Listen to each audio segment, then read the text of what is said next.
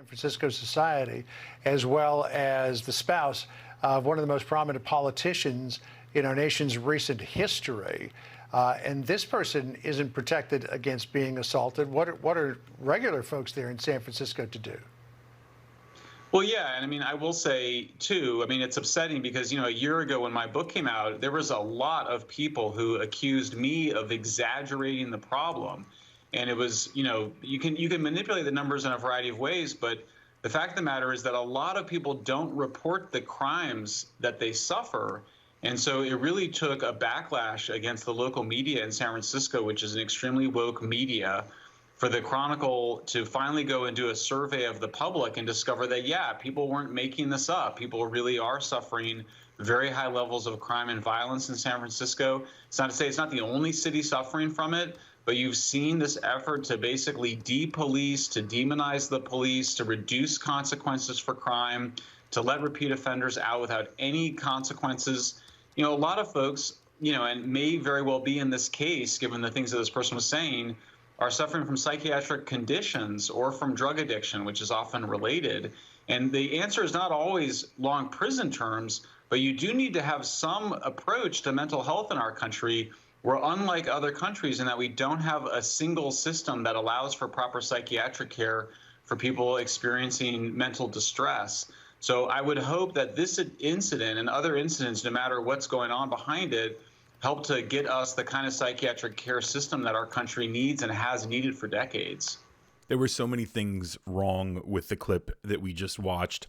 Fox News having a guest on to talk about California's failures in legislation, policing, psychiatric help for their population, and not blaming Donald Trump and the network, Fox News, who housed and coddled that maniac and broadcast his hateful, divisive rhetoric to hundreds of millions of Americans. The disingenuous hypocrisy of these morons is why we're here today. And of course, they are going to point the finger at everybody else when the time comes where, the chickens come home to roost, right? Where all of the hateful rhetoric about Nancy Pelosi that their late night hosts and primetime hosts have been spewing for years, once it turns into one of their viewers going and breaking into her home, yelling, "Where's Nancy?" The fact that we still allow this network to continue to broadcast over our airwaves is deeply troubling. And Fox News needs to stop. It needs to be shut down. Clips like this remind us of just how dark of a place we're in with a cable company like Fox News broadcasting to hundreds of millions of people, because they will go and they will sow hate, and they will get these people who, that's one thing I agree with this guy, the need for psychiatric help. Yeah, because if you're watching Fox News, if you've listened to Donald Trump for years, you absolutely need psychiatric help. You're absolutely off the reservation.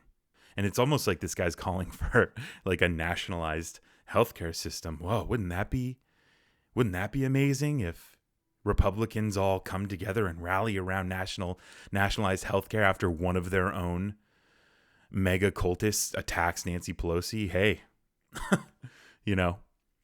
whatever it takes to help the people of the United States. But having Fox News broadcast to hundreds of millions of people is putting our country in a very dark place. And instances like this is just another reminder of how much work we're going to need to repair the rips and divisions in this nation after we give a platform to Donald Trump, after we elect someone like that president, because of Fox News and because of the media's coverage of him and because they've broadcast his hateful rhetoric to hundreds of millions of Americans.